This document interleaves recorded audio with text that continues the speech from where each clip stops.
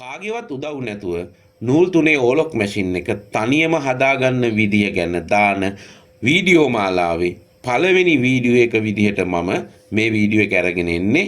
මම මැෂින් එකේ දකුණු පැත්තේ ඉඳන් වම් පැත්තට යනකම් පිළිවෙලින් තියෙන සියලුම ඇඩ්ජස්ට්මන්ට් සියලුම සීරු මාරු කරන තැන් අවුලක් වුණාම කරන්න ඕනේ මොකද්ද? අන්න ඒ දේවල් ගැන කියලා දෙනවා. හෑන්ඩ් වීල් එක. හෑන්ඩ් වීල් එක නිවැරදි ආකාරයෙන් හයි කරන්නේ කොහොමද? මැෂින් එකක ගැටලුවක් ගැන කතා කරනකොට හෝ මැෂින් එකක ගැටලුවක් නිවැරදි කරන්න උත්සාහ කරනකොට මැෂින් එක ක්‍රියාත්මක වෙනකොට හෑන්ඩ් වීල් එක කැරකෙන්නේ කොයි පැත්තටද?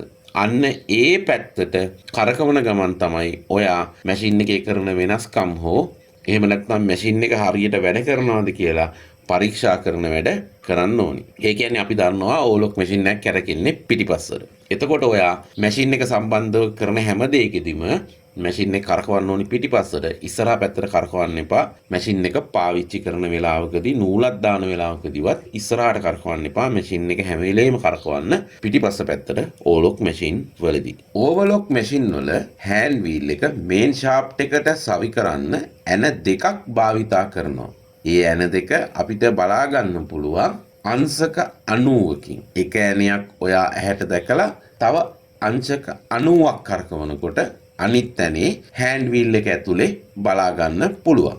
හෑන්ඩ් වීල් එකේ ඇන දෙක බුරුල් කරලා හෑන්ඩ් වීල් එක එළියට ගලවලා ගත්තාම ඔයාට දැක ගන්න පුළුවන් ගැඹුරු කට් මාක් එකක් මේන් ෂාෆ්ට් එකේ තියෙනවා. ඔයාට බලා ගන්න පුළුවන්. ඔයා හෑන්ඩ් වීල් එක හයි කරලා තියෙන ඇන දෙක බැලුවොත් ඔයාට පැහැදිලිව දැක ගන්න පුළුවන් එක ඇණයක් තියෙනවා ඇනේ ඇතුල් පැත්ත. ඒ කියන්නේ හෑන්ඩ් වීල් එකේ ඇනය ඔයා ස්ක්‍රූ පනේනක් භාවිතා කරලා තද කරනකොට පහළට ගිහින් මේන් ෂාෆ්ට් එකට තද වෙන මුහුණතේ එක ඇණයක උල් හැඩයක් තියෙනවා. අනිත් ඇනේ ෆ්ලැට් හැඩයක් තියෙනවා. සමතලා හැඩයක් තියෙනවා. ඇන දෙකේ උඩ පැත්තෙන් ගත්තොත් එක වගේ තමයි පේන්නේ. දෙකම එක වගේ. හැබැයි මේ ඇන දෙකෙන් එක ඇණයක් උල් අනිත් ඇණය ෆ්ලැට්. ඔයා යම්කිසි අවස්ථාවක හෑන්ඩ් වීල් එක ගලවලා නැවත සවි කරනකොට ඉස්සෙල්ලාම තියෙන ඇණය තමයි උල් ඇණය.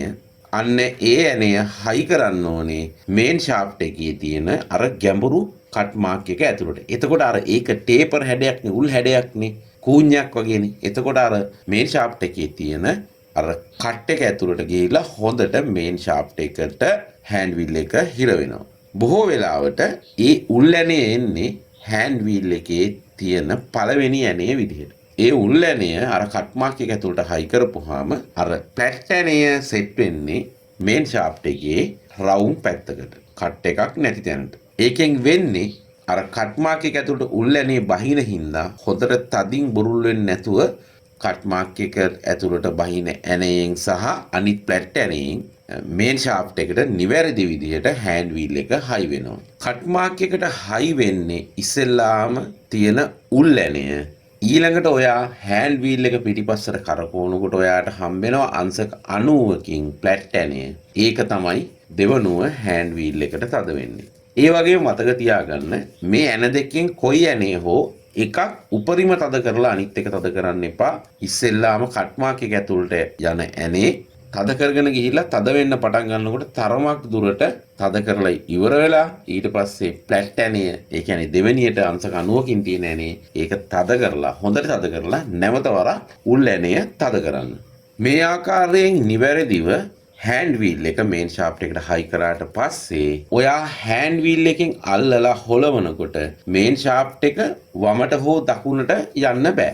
ඒ කියන්නේ ඔයා මේන් ෂාෆ්ට් එක අල්ලලා හොල්ලනකොට මේන් ෂාෆ්ට් එක චුට්ටක්වත් හෙල්ලෙන්න බෑ. ඔයා මේ ඇන දෙක තද කරනකොට සම්පූර්ණයෙන්ම හෑන්ඩ් වීල් එක මේන් ෂාෆ්ට් එක තුලින් වම් පැත්තට තල්ලු කරලා. ඒ කියන්නේ මැෂින් එකේ හවුසින් එකේ තියෙන බුෂ් එකට හේතු වෙන විදිහට මේන් ෂාෆ්ට් එක තුලින් හෑන්ඩ් වීල් එක වම් පැත්තට තල්ලු කරලා අතින් අල්ලගෙන ප්ලේ එකක් හිටින්නේ නැති වෙන්න තද කරන්න ඕනේ. එහෙම ඔයා හරියට තද කරොත් ඔයා හෑන්ඩ් වීල් එක අල්ලලා හොල්ලනකොට මේන් ෂාෆ්ට් එක වමට සහ දකුණට හෙල්ලෙනවා පේන්නෙත් නැහැ. මැෂින් එකේ බඳේ තියෙන බුෂ් එකට හෑන්ඩ් වීල් එක හොඳට තද වෙලා මේන් ෂාෆ්ට් එක සම්පූර්ණයෙන් දකුණු පැත්තට ඇදිලා ප්ලේ එකක් නැතුව තද වුණාම මැෂින් එකෙන් එන සද්දය ගොඩාක් අඩු වෙනවා. අර කරදරකාරී සද්ද එන එක නවතිනවා.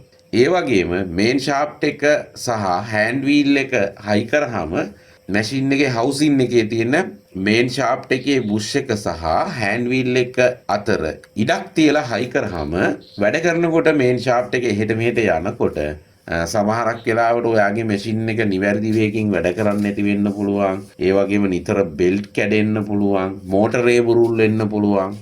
සමහරක් වෙලාවට මෝටරේට යම්කිසි හානියක් වෙන්නත් පුළුවන්.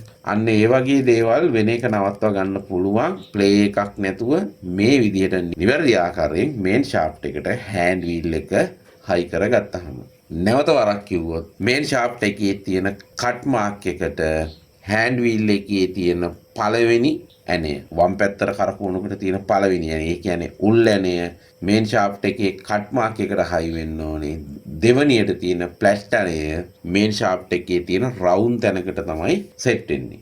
මේ විදිහට හයි කරගත්තාම හෑන්ඩ් වීල් එක සම්බන්ධව ඇති වෙන ගැටලු නවතිනවා. ඊළඟ වීඩියෝ එකේදී ඕගොල්ලන්ට ඊළඟට තියෙන පාර්ට් එක ගැන සහ ඒ සම්බන්ධව ඇති වෙන්න පුළුවන් ගැටලු ගැන කියලා දෙන්න. දැන් අපි පටන් ගත්තේ මැෂින් එකේ දකුණු පැත්තේ ඉඳන්. දකුණු පැත්තෙන් ගත්තාම ඉස්සෙල්ලාම තියෙන පාර්ට් එක හෑන්ඩ් වීල් එකෙන්. දිගටම මේ වීඩියෝ මාලාව බලන්න, channel එක subscribe කරන්න. ඔයාට වගේම මහාන මැෂින් සම්බන්ධ උදව් අවශ්‍යයට මේ වීඩියෝ දකින්න share කරන්න.